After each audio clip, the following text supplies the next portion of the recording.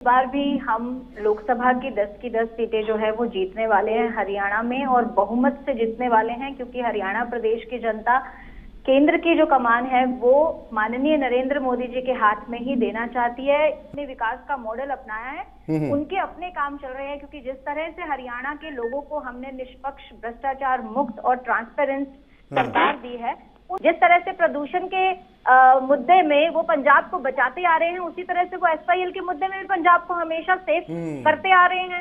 हरियाणा में तो नहर का पूरा निर्माण हो चुका है, रहता है तो वो पंजाब में रहता है, और पंजाब की सरकार जो है वो अब आम आदमी पार्टी की सरकार है। मैं पूछना चाहूंगी अरविंद केजरीवाल जी से, भगवंत मान जी, भाजपा की सरकार है, माननीय मनोहर लाल जी के नेतृत्व में जो चल रही है, वो अपने स्तर पर और बागडोर जो धनखड़ जी से अब नायब सैनी जी के हाथ में आई है, और धनखड़ जी के समय से लेकर नायब जी के समय तक भी संगठन का जो स्तर है, हमारी तैयारी सरकार के स्तर पर और संगठन के स्तर, दोनों स्तरों पर ही बराबर रूप से चल रही है, और निरंतर ये प्रक्रिया हमारी चल रही है। हमने कोई गैप नहीं दिया है। ब्रेक के बाद आपका स्वागत है। आप देख रहे हैं बड़ी बहस। हम बात कर रहे हैं मिशन 2024 की, जिसको लेकर हरियाणा में सभी राजनीतिक दलों की तरफ से अपनी अपनी तैयारी की जा रही है। किसकी तैयारी कितनी भारी, आज हम इसी पर चर्चा करेंगे। दो खास मेहमान इस वक्त मेरे साथ मौजूद हैं। सबसे पहले अपने दर्शकों की मुलाकात अपने इन दोनों सम्मानित मेहमानों से। मेरे साथ वेद प्रकाश विद्रोही जी हैं, आप प्रवक्ता कांग्रेस पार्टी हैं, जबकि भारतीय जनता पार्टी का प्रतिनिधित्व करने के लिए पार्टी की प्रवक्ता नेहा धवन जी हमारे साथ इस कार्यक्रम का हिस्सा हैं, और कुछ देर बाद आम आदमी पार्टी के प्रवक्ता नवीन गौड़ भी हमारे साथ इस चर्चा में शामिल होंगे। बहुत स्वागत है आप दोनों का। मैं नेहा धवन जी आपके पास आऊंगा। आपको लग रहा है कि बीजेपी के सामने इस बार चुनौती आसान होगी?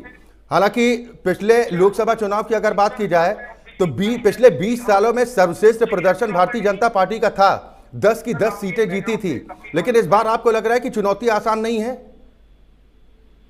देखिए अक्षय जी, हमारा बिल्कुल भी ऐसा मानना नहीं है। इस बार भी हम लोकसभा की 10 की 10 सीटें जो है वो जीतने वाले हैं हरियाणा में, और बहुमत से जीतने वाले हैं, क्योंकि हरियाणा प्रदेश की जनता केंद्र की जो कमान है वो माननीय नरेंद्र मोदी जी के हाथ में ही देना चाहती है। ये जो न्यू वोटर से लेकर और जितने हमारे बुजुर्ग वोटर हैं, वो सभी का, हर वर्ग के और हर उम्र के वोटर्स का ये मानना है कि केंद्र की जो कमान है वो नरेंद्र मोदी जी के हाथ में ही दी जाएगी।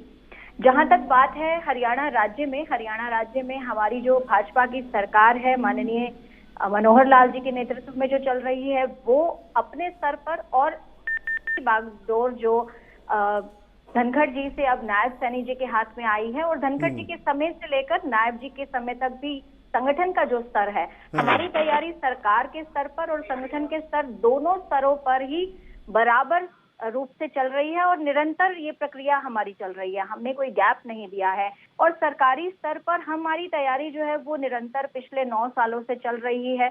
हमारी सरकार के जो काम है, जेजेपी और बीजेपी के गठबंधन में जो सरकार अभी चल रही है, उनके जो काम है वो विकास के काम है। हमने विकास का मॉडल अपनाया है, उनके अपने काम चल रहे हैं, क्योंकि जिस तरह से हरियाणा के लोगों को हमने निष्पक्ष, भ्रष्टाचार मुक्त और ट्रांसपेरेंट सरकार दी है, उन कामों से आज प्रदेश की जनता जानती है कि किस तरह से मंत्रियों के चक्कर काटना बंद हो गए हैं। पहले बड़े बड़े मंत्रियों के घरों में मेले लगा करते थे और वहां से काम हुआ करते थे, उनकी लिस्ट बनती थी, उन लिस्टों में नाम हुआ करता था तो नौकरियां मिलती थी।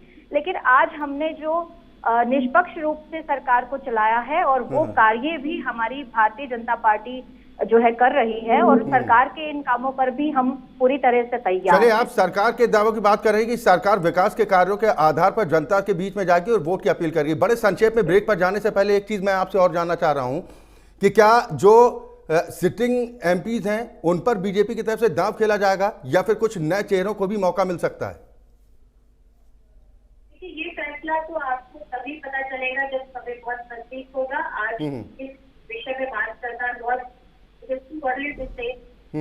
तो बहुत जल्दबाजी होगी। और चलिए ठीक है, आप तीनों मेहमान बने रहिए, एक ब्रेक के लिए हमें यहाँ पर रुकना है। मैं नेहा धवन जी आपके पास आऊंगा। बीजेपी जो बार बार दावा कर रही है कि भाई हम तो काम के आधार पर जनता से वोट मांगेंगे, एसवाईएल के मुद्दे पर तो आपकी पार्टी का भी स्टैंड अलग हो जाता है ना। पंजाब बीजेपी के नेता कहते हैं कि भाई पंजाब में पानी की कमी है, हम पानी नहीं दे सकते, पानी नहीं दिया जाना चाहिए।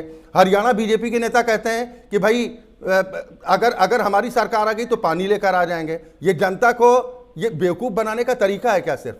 राजनीतिक बिल्कुल दलों नहीं का? अक्षय जी, भारतीय जनता पार्टी का स्टैंड बिल्कुल भी अलग नहीं रहा और कभी भी अलग नहीं रहा। मैं आपको एक बात बताना चाहूँ कि यहाँ पर माननीय सुप्रीम कोर्ट ने जब ये आदेश जारी कर दिए कि आप पंजाब सरकार और हरियाणा सरकार बैठकर इस मसले को हल करें, और हरियाणा में तो नहर का पूरा निर्माण हो चुका है, रहता है तो वो पंजाब में रहता है, और पंजाब की सरकार जो है वो अब आम आदमी पार्टी की सरकार है।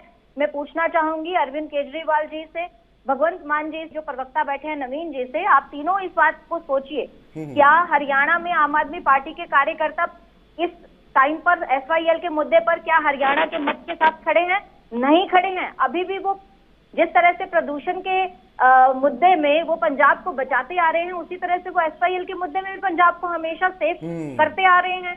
इस वक्त भगवंत मान को आगे आना चाहिए। चलिए, अब तो चर्चा के समापन का वक्त नेहा जी हो रहा है। एक सवाल मैं आपसे और जानना चाह रहा हूं, जेजेपी साथ रहेगी लोकसभा चुनाव में? बिल्कुल साथ है, क्योंकि आज जो इतने सालों बाद सुप्रीम कोर्ट जी का फैसला आया है वो भी तो हमारे प्रयासों की वजह से आया है, क्योंकि हम हल करना चाहते हैं। सुप्रीम कोर्ट का फैसला इंप्लीमेंट नहीं, आपके कई नेता इस पर तो बोलने को तैयार नहीं है ना, जेजेपी के साथ जाने को लेकर पार्टी के भीतर ही रार है।